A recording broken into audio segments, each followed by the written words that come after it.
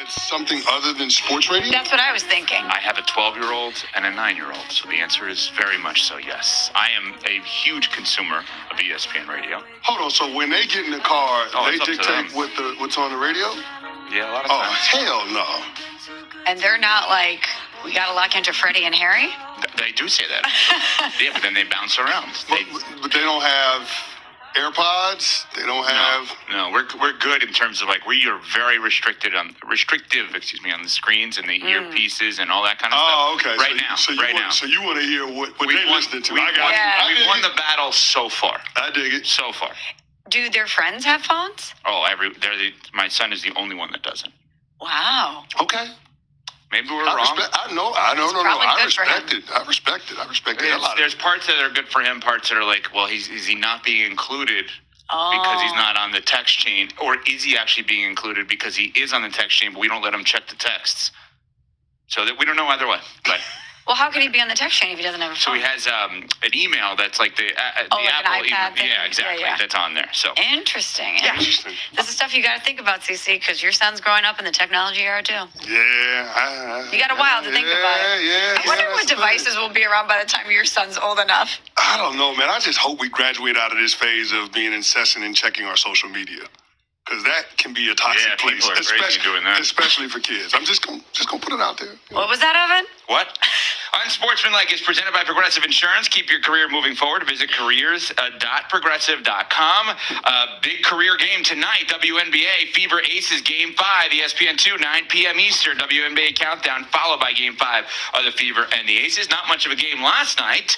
I will take the L. I was wrong. I thought Jake Browning would be good for the Bengals. I was wrong. He's not a starting quarterback in this league. He was good for the Broncos last night. He was good for the Broncos, and I am dead wrong. I admit that. I apologize. And 28-3 later, and I know that score from something. Why does that stick out to me?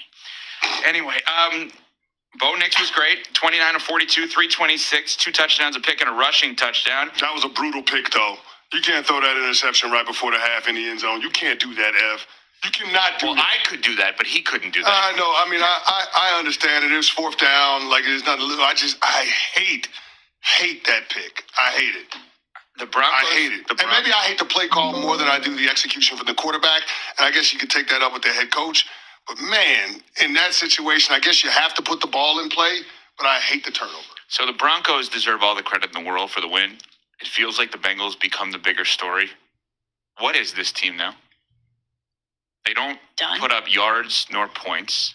By the way, the yardage was awful last night. Wasn't great with Burrow either. I know it's a small, tiny small sample size, but what are the Bengals now? I mean, it's over, and they know it. Without Joe Burrow, what is this team? I know you thought Jake Browning could be the answer. I was wrong. But he clearly is not. And it's interesting when you have Jamar Chase saying what he said after the game, when he said, urgency is there, man. You just got to want it. At the end of the day, we got to want it. Today, it didn't look like we wanted it. And he talks about his team giving up. And I know it has to be an incredibly crushing emotional blow when you lose the reason why you're going to be in most football games, when you lose the guy that's under center for you that you know is the guy. CC, you talk about this all the time, how the mental makeup of a team is different when they think they have that guy at quarterback, and Joe Burrow is that guy. And I know it's probably very hard to not be defeated by that, but they look last night like they've been defeated by it. The anemic offense, the penalties, it was just sloppy. It was disjointed. And I don't know how you summon, other than being a professional and obviously wanting to play for pride, how you summon that energy needed to say, it doesn't matter, without Joe Burrow, we're going to be able to go out there and win football games. Yeah, well, here's the thing, Smalls. Everybody is always auditioning for 32 teams, the one that you're on and then the 31 other ones that are watching the film. And so it gets to a point where players realize that they can't compete for the ultimate goal, but there is something to be gained from playing out the season. Guys got contracts, guys want job security, and so professional pride has to mean something. And when you hear Jamar Chase and T. Higgins say, we got to want it, that's what they're looking for. Who are the guys that are going to be more a part of the solution, and who are the guys that are more a part of the problem? There is a a weeding out, a thinning of the herd, so to speak, when you have this type of adversity in your season when your starting quarterback goes down. So it'll be interesting to see where things go. The other thing that I'm looking at for the Cincinnati Bengals is how does their head coach handle this?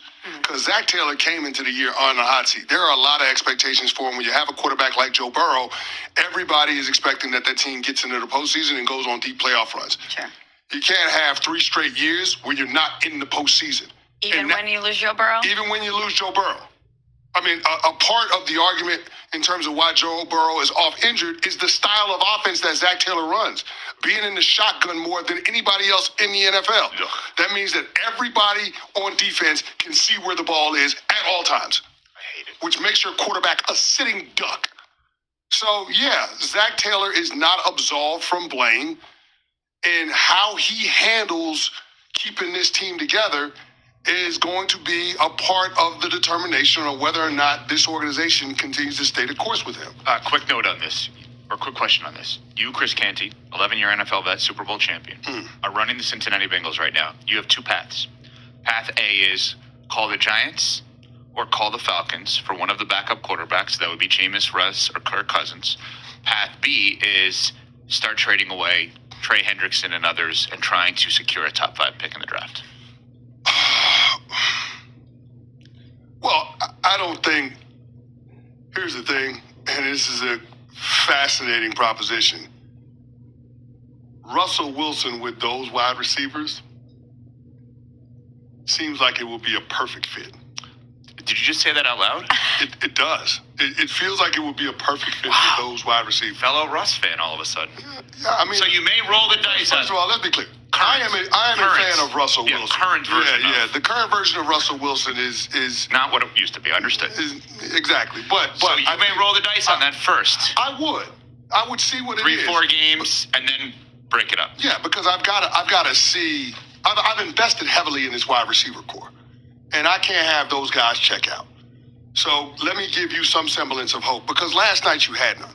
Jake Browning doesn't offer you any hope. And people fail to remember that the team around Jake Browning several years ago, when he went 4-3 in the final 7, was a lot better, a lot more balanced. They had a running game. They had a better defense. This is not that. So you have to be driven by your passing attack. And Jake Browning clearly isn't good enough to be able to do that. Evan, they only had 9 first downs in last night's game. They were 2 of 11 on third downs. They were awful. Once they got off script, off of the first possession, it was all downhill. Yep. And so you've got to bring in somebody that can be competent at quarterback. Whether it's Russ, whether it's Jameis, somebody that's a good deep ball thrower, you can take advantage of what those receivers bring to the party, and maybe that opens things up for your offense. But if your offense doesn't drive this, if your passing game doesn't drive this, then the Cincinnati Bengals are going to have a hard time winning another game.